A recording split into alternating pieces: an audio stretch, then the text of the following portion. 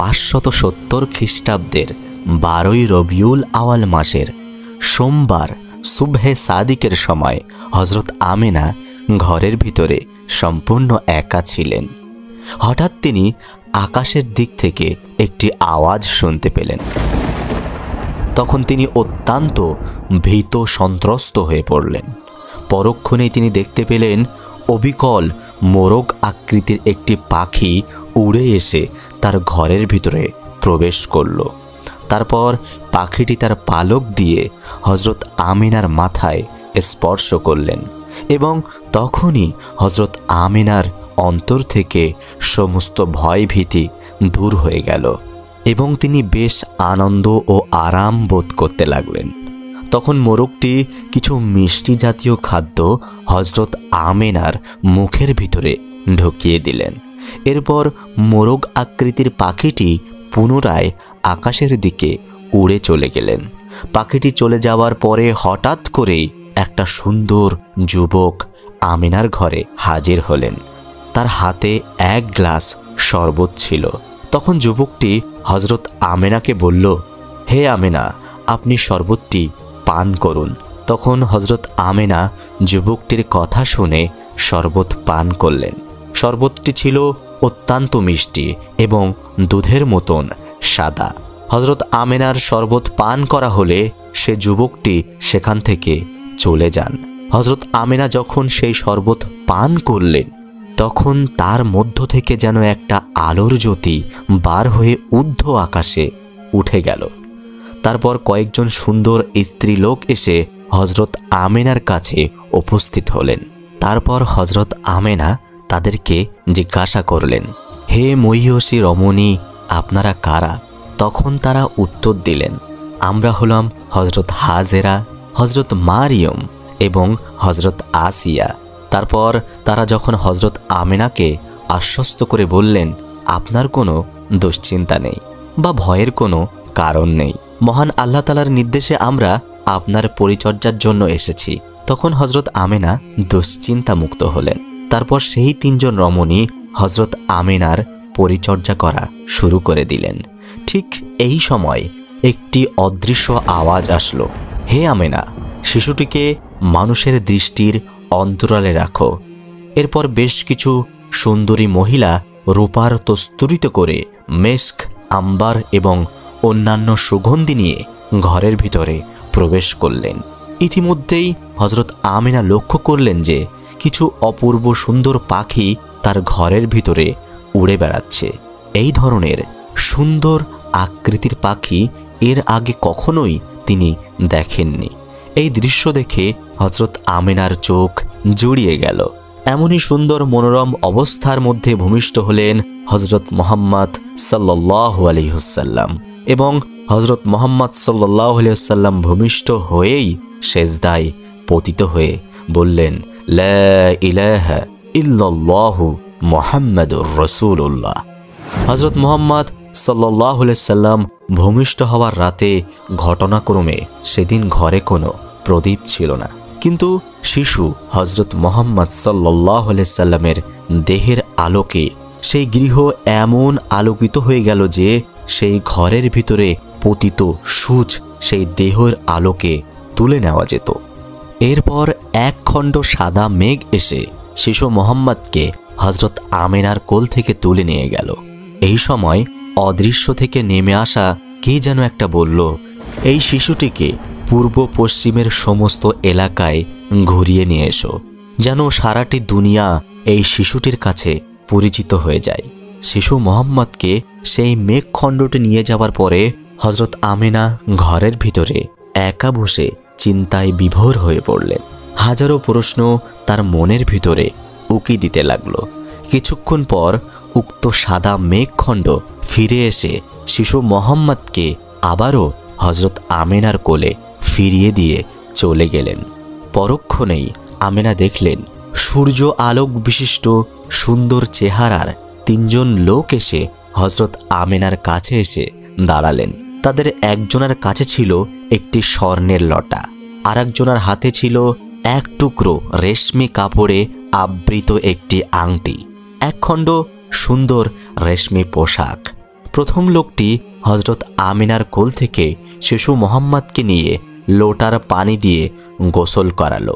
দ্বিতীয় ব্যক্তি রেশমের কাপড় থেকে আংটিটা বার করে তার দুস্কন্ধের মাঝখানে একটি চাপ মেরে দিল। তারপর তৃতীয় ব্যক্তি তার হাতে থাকা রেশমের কাপড়ে শিশু মোহাম্মদকে লেপটিয়ে আবারও আমিনার কোলে ফিরিয়ে দিলেন।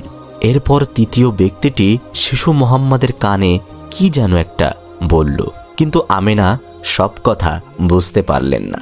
তবে যেটি বুঝতে পারলেন সেটি হলো, হে আল্লাহর রসুল, আল্লাহ আপনাকে এই গায়বী ইলম দান করেছেন যা কাউকেই দেননি। আর তোমার জন্য শুভ সংবাদ হলো, যারা তোমাকে আল্লাহর নবী বলে মান্য করবে, তোমার প্রতি ঈমান আনবে, শুধুমাত্র তারাই তোমার উম্মত বলে গণ্য হবে এবং জাহান্নামের আযাব হইতে রক্ষা পাবে। এদিকে হজরত মুহাম্মদ সাল্লাল্লাহু আলাইহি সাল্লামের দাদা আব্দুল মুত্তালিব তার ঘরের মধ্যেই ছিলেন, কিন্তু ইতিমধ্যে তিনি উচ্চ আওয়াজ শুনে ঘর থেকে বাইরে বেরিয়ে এলেন এবং আকাশের দিকে তাকিয়ে দেখলেন ফেরেশতাগণ আল্লাহর উদ্দেশ্যে তাসবিহ পাঠ করছে। আর যেখানে যা মূর্তি ছিল সেই মূর্তিগুলো মাটিতে পড়ে গড়াগড়ি খাচ্ছে। এমন সময় আব্দুল মুত্তালিব আকাশ থেকে অদৃশ্য আওয়াজ শুনতে পেলেন। কে যেন বলছে, হে দুনিয়াবাসীগণ, এইমাত্র আখেরি পয়গম্বর দুনিয়ার বুকে শুভ আগমন করলেন আর বললেন, আমরা আল্লাহ পাকের রহমতের পানি নিয়ে আগমন করেছি, এই পানি দিয়েই তাকে গোসল করিয়ে দেব। এই সময় আব্দুল মুত্তালিব দেখলেন কাবা ঘর সাফা এবং মারওয়া পাহাড় থরথর করে কাঁপছে। এই দৃশ্য দেখে আব্দুল মুত্তালিবের শরীরে কম্পন শুরু হয়ে গেল। তখন আব্দুল মুত্তালিব একটি অদৃশ্য আওয়াজ শুনতে পেলেন। কে যেন আকাশ থেকে বলছে, এ কুরাইশ প্রধান, ভীত হইও না, ভয়ের কোনো কারণ নেই।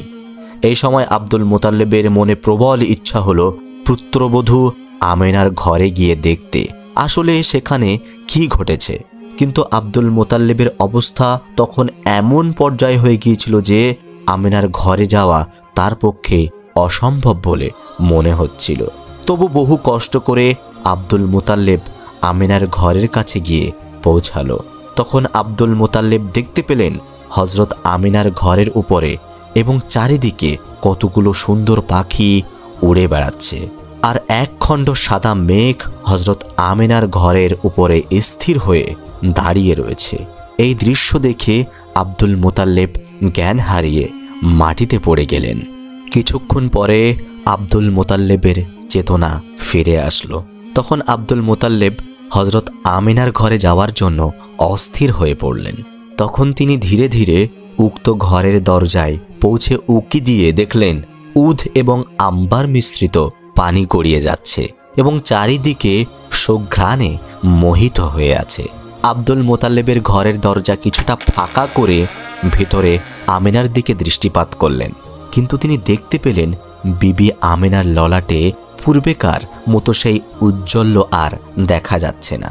এতে আব্দুল মুত্তালিব অত্যন্ত উদ্বিগ্ন হয়ে হজরত আমিনাকে ডেকে জিজ্ঞাসা করলেন, কি হে আমিনা, তুমি কি জাগ্রত নাকি নিদ্রিত? তখন আমিনা উত্তর দিয়ে বললেন, আমি জাগ্রত আছি। তখন আব্দুল মুত্তালিব তাকে জিজ্ঞাসা করলেন, তোমার চেহারায় এতদিন যে নূর বিচলিত হচ্ছিল তা কোথায় গেল? তোমার ললাটে তো সেটা আর দেখা যাচ্ছে না, ব্যাপার কি মা? তখন হজরত আমিনা উত্তরে বললেন, আব্বা, ওই নূর তো আমার ছিল না, নূর যার ছিল সে তো এইমাত্র আমার গর্ভ থেকে ভূমিষ্ঠ হয়েছে। তখন আব্দুল মুত্তালিব বললেন, তবে সেই মোহনীয় পরশমণি আমার কাছে দাও, আমি তাকে দেখে চোখ শীতল করি।